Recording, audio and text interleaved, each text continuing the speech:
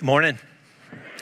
My name is Mike, part of the teaching team here, and happy Memorial Day weekend to you. As a son of a Navy captain, I am so appreciative of the service and sacrifice that if you have served or have been a family member of those who have served, we're just so grateful and thankful for you, and it is a time to just remember and to think about the sacrifices that so many have made for the freedoms that we have today.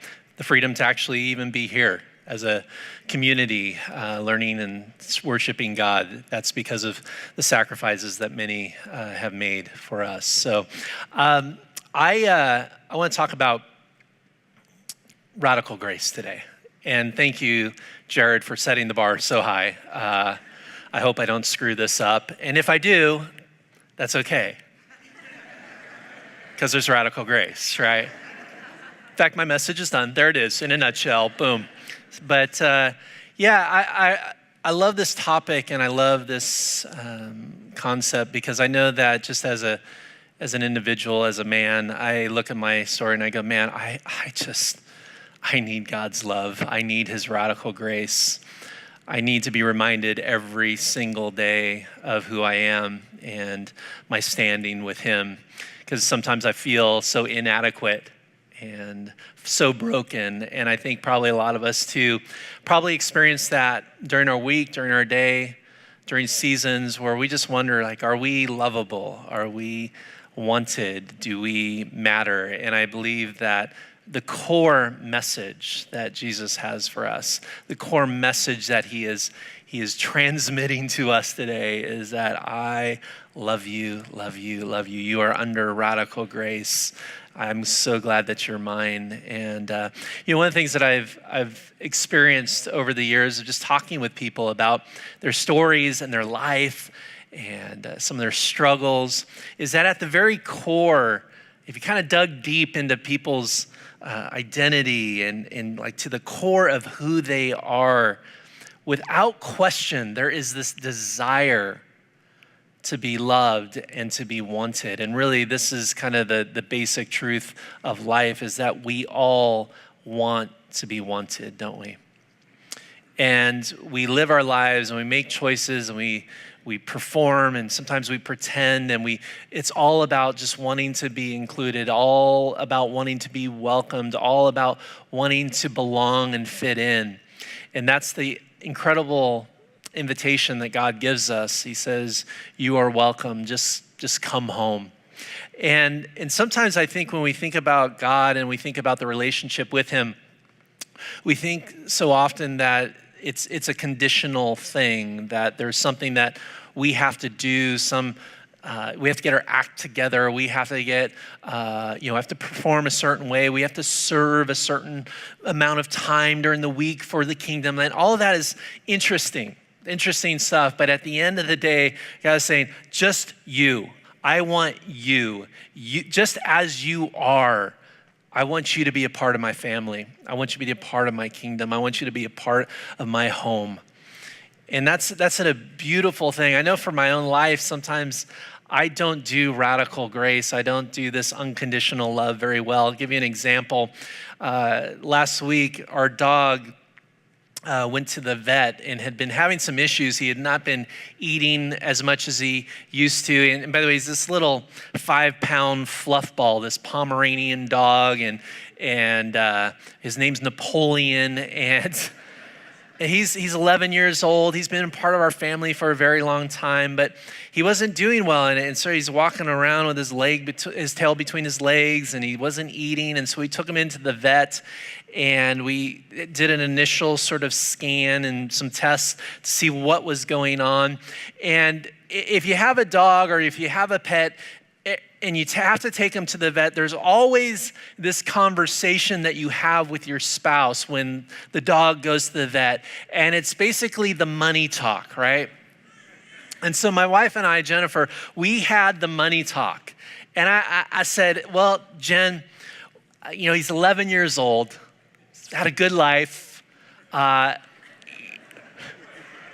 Give me a second here, I'll finish the story.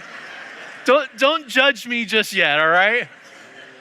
And I'm like, we're going to need to cap this at about $1,000. That's about as far as I can go with all these sort of tests and whatever they might find and whatever's going on here. We just need to make a good financial, like $1,000 is a lot of money, but it's like right there. And she was in agreement and we were in agreement. And then the doctors began to do their stuff. And then after a week in the veterinary hospital, yes,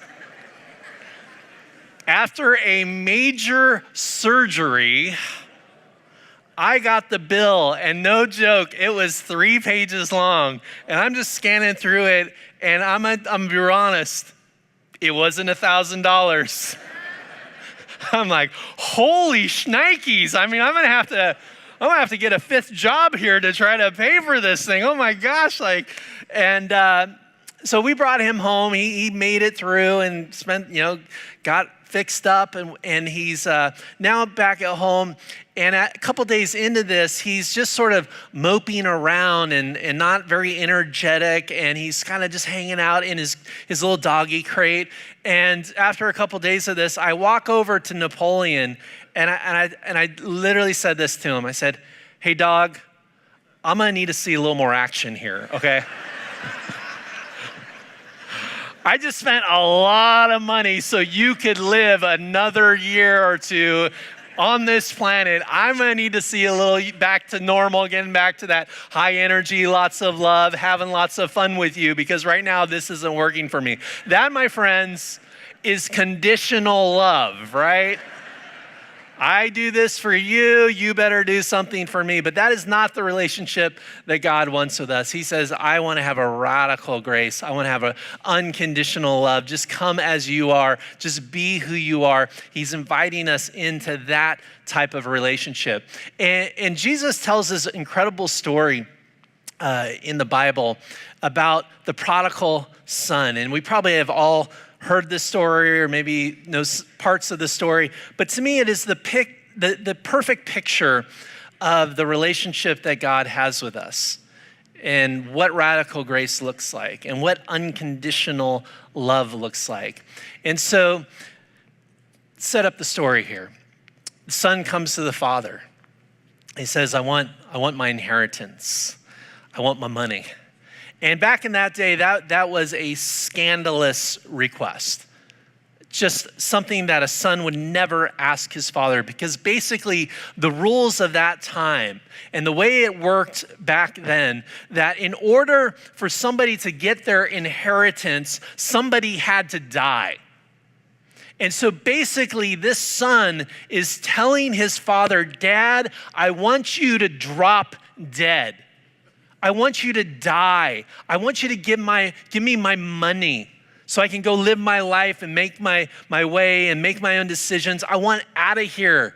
And the father, not only was it a scandalous request from the son, but it was a scandalous answer from the father by saying, yes, I will give you your inheritance.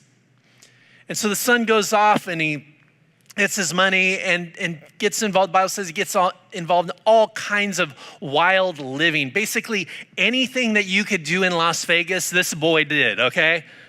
And he spent money wildly living, and then he hits hard times. It's like a VH1 behind the scenes special here of every rock band in the universe. Like living on cloud 9, girls, money, fame, attention, champagne bottles, like the whole thing. And then all of a sudden it comes crashing down for him. And he finds himself working in the fields, feeding pigs. And he comes to his senses. He says, what am I doing? I have so screwed this up. I am a disaster. How could I have done this? How have I put myself in this position? How have I requested my inheritance and told my dad to drop dead? Like, what kind of person am I? And so he finally comes to his senses and he comes up with a plan. In Luke 15, it says this. It says, I will set out, this is the son saying this, I will set out and go back to my father and say to him, Father, I have sinned against heaven and against you. I've completely defiled myself, right? I am no longer worthy to be called your son. Make me like one of your hired servants. And so he prepares this speech and he says, because of what I have done, because of the decisions that I have made, because I've squandered the money, because I have paid for prostitutes, because I have completely destroyed my life, I realize that I could never come back as your son, so just take me as a hired servant. So he has this new identity, this new lens of how he sees himself based upon what he has done, based upon his actions. And here's when I work with people and when I counsel with people, when I'm talking with people, even as I have discovered in my own life, like what I think about myself and who I am matters so much. Because here's this, my life is the result of my beliefs. And if I believe I am just a hired hand or a servant or a slave or an addict, if I believe I'm broken, I'm worthless, if that is my identity, if that is the picture that I have of myself, that is going to define and create a life that I don't want, and a life that Jesus doesn't want for me. Because so often, like when we want to fit in, when we want to have this identity, when we want to be wanted and loved, we look at our past, we look at our mistakes, we look at those decisions, we go, I don't think me being me showing up back as a son is going to work. And so there's sort of this layer of fear and this foundational idea of, I'm going to be rejected. I am not going to be welcomed back in. And so we believe that we're going to be rejected and turned away. And really, it's this belief of not enough. I blew it. I squandered the sonship. I squandered my daughtership. I can no longer be a part of this family. I am not enough. And I know a lot of us live our lives this way and see ourselves this way, and our identity is defined by this belief that I am not enough. And then what happens? Well, there's this other layer on top of this belief of being not enough, what I call the 3 Ps. And the 3 Ps are this: performance, this is what we do, performance. We try to be perfect. And we also people please. I mean, in reality, these are 4 Ps, but just go with me here. You see what I'm saying? How many of us, you don't have to raise your hand, but how many of us do this in our lives? We just hope to become acceptable. We hope that if we perform a certain way or smile enough or we do enough nice things for people that we'll be welcomed in, we'll be wanted. And so it's foundation is fear. The belief is not enough. The activities and the reactions to these beliefs is performance, perfectionism, and people pleasing. And then what happens is we have this dual life. On the outside, we look happy. We look successful. We look like we're okay. But on the inside, we know that we're not. That we're exhausted by trying to get people to want us. We're exhausted by living under the weight of our shame. We're exhausted by living under the weight of our chronic not enoughness. And so how you see yourself, if you let that fear of being unwanted drive your life, it's going to shape everything. And so the prodigal son, he's putting this whole speech together and say, like, I'm no longer a son. I'm just going to be the hired hand. Proverbs 23:7, it says this: for as he thinks in his heart, so is he. What you believe about yourself today, and especially about your relationship with God, whether you see yourself as a son or daughter, or if you see yourself as a slave, a servant, a hired hand, that belief, whatever that belief is, between this side or this side, is going to impact everything. everything, of how you live your life, of what you think about God. It will impact your relationships. And so really the challenge for us today is to step into true sonship, true daughtership, to realize that we are the beloved, to realize that we are wanted, that there is nothing but radical grace for us in our lives. There's nothing but unconditional love coming at us from God, that we don't have to do anything.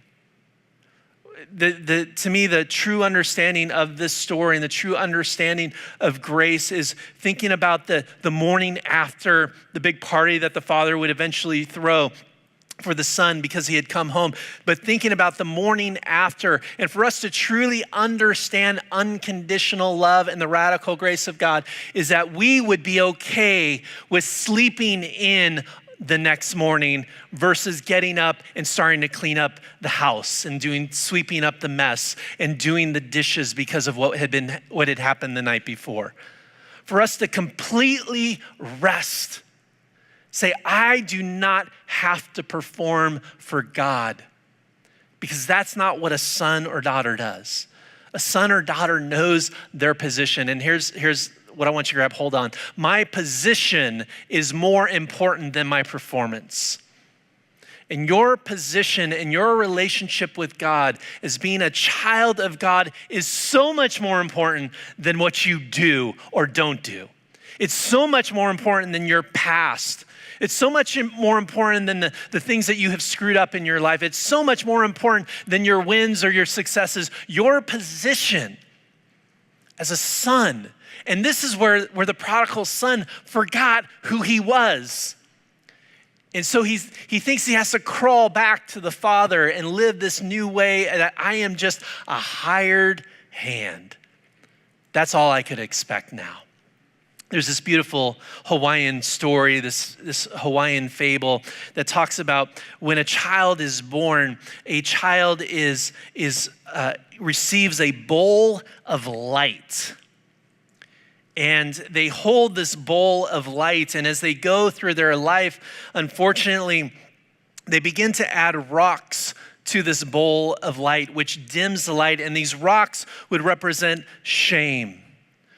These rocks would represent not enoughness. These rocks would represent their mistakes and their failures. And so they would put these rocks in their bowl of light, and their light would dim until the point where there would be so many rocks in the bowl that the light would go out, and then their life would just become a rock.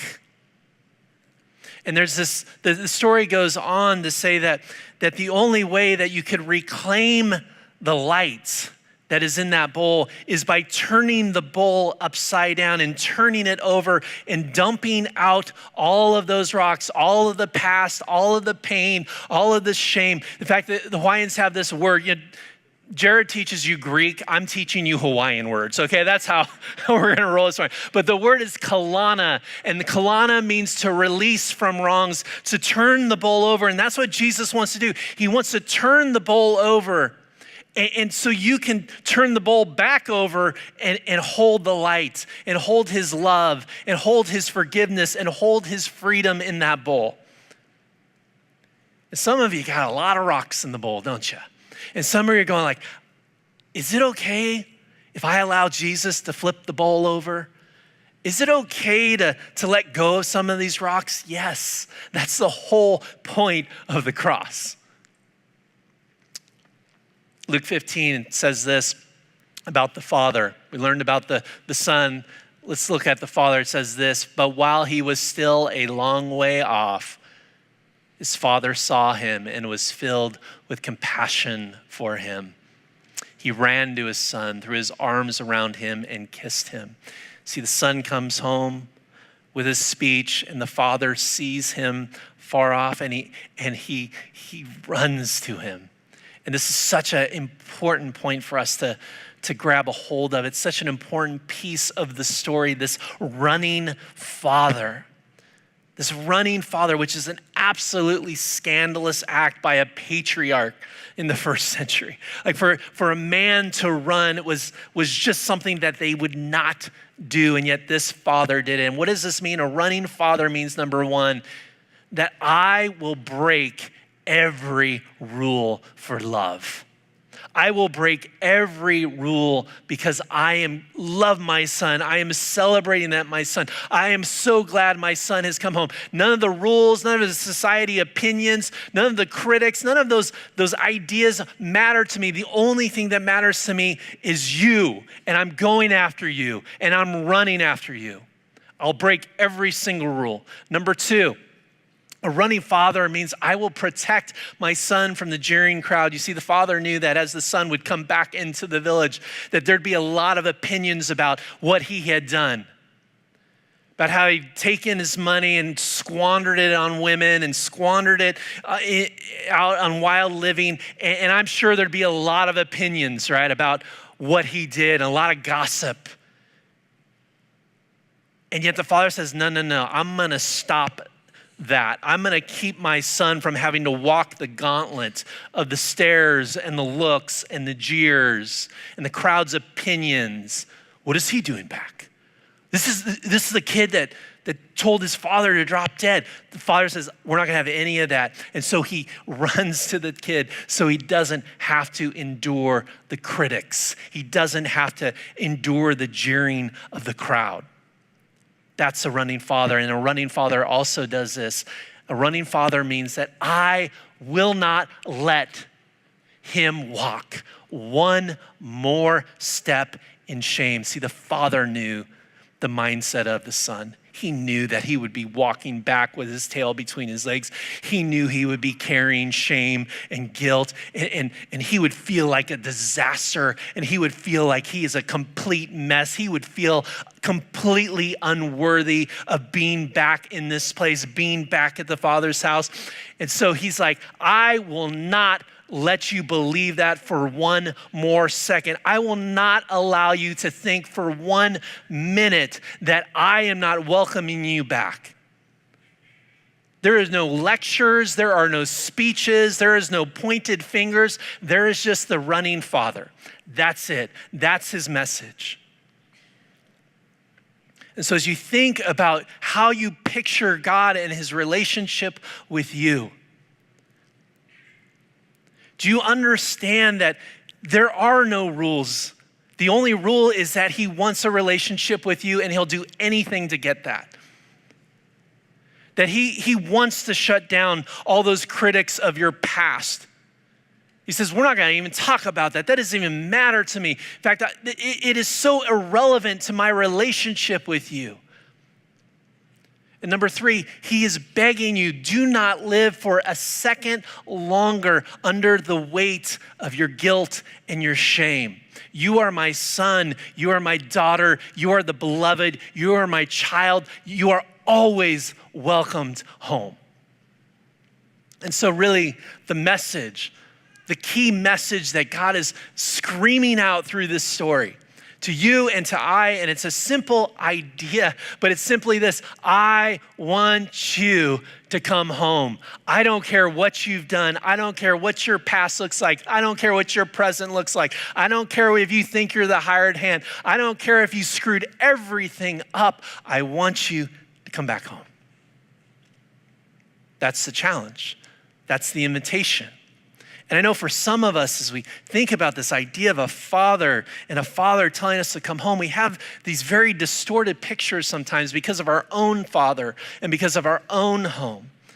And as you think about this simple request that God asks us of, to just come home, just come home to my love. That's a hard picture for some of us to get because we're loaded up with all of the pictures of home that we've experienced on here on earth and in our own stories. And for some of us, like, we have to ask ourselves, what is the picture of home? For some of us, the picture of home looks like this. Home is a war zone. When you think about coming home, you think about, oh, I'm just going into fighting and arguing or violence. It is a war zone. That's not the picture we're talking about here. That's not what God is inviting you home to. There's not a war zone. Or for some of you, home, you grew up in a home that was filled with competition where you had to prove yourself. You had to fight for your value. You had to win. You had to be successful in order to be a part of that home. For some of us, home was a courtroom where we always felt like we were defending ourselves, always having to feel like we were being judged and looked down upon. And so maybe that's your picture of home. And then for a lot of us, home was neglect. So as you think about this picture of coming home and you think about the home that you grew up in, there's a sense of not a lot of love, that you were sort of a bother, that you were overlooked, that there's this scarcity of love and scarcity of attention. And so as you think about coming home to God, these are not the pictures. It is a new picture, a picture of a father saying, I want you now. There's no courtroom. There's no competition. There is no scarcity of love. This is a safe place for you to be you.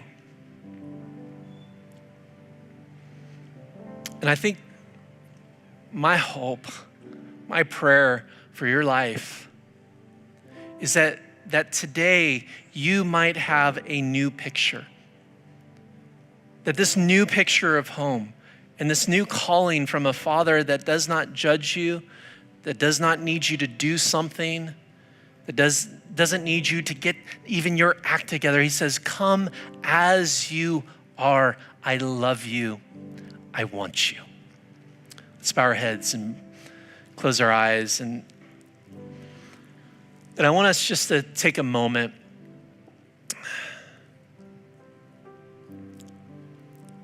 And I don't know where you're at in your story right now. But maybe this morning you need to just say yes to God. Yes to coming home.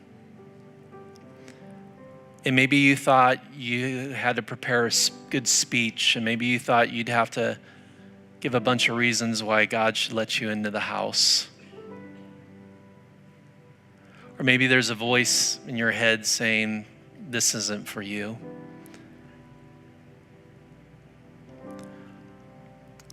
Here's what I know. It's that you have a father who runs after you, who's inviting you home today. And I don't know if you want to do some business with God right now, but I'm just going to ask, if you want to come home, if you want to say yes to God, if you want to respond to his love, I'm just going to ask you quietly with every head bowed, every eye closed, just to raise your hand as just a symbol, as a sign saying, yes, God, I want to be your son. I want to be your daughter. I want to be a part of your family. I want to be a part of your home. God, I thank you that your message to us is radical grace. Your message to us is radical love. And God, I pray that you give us the courage to come home. To come home to a Father who loves us. We love you and we thank you. And it's in your Son's name we pray. And all of God's people said, amen.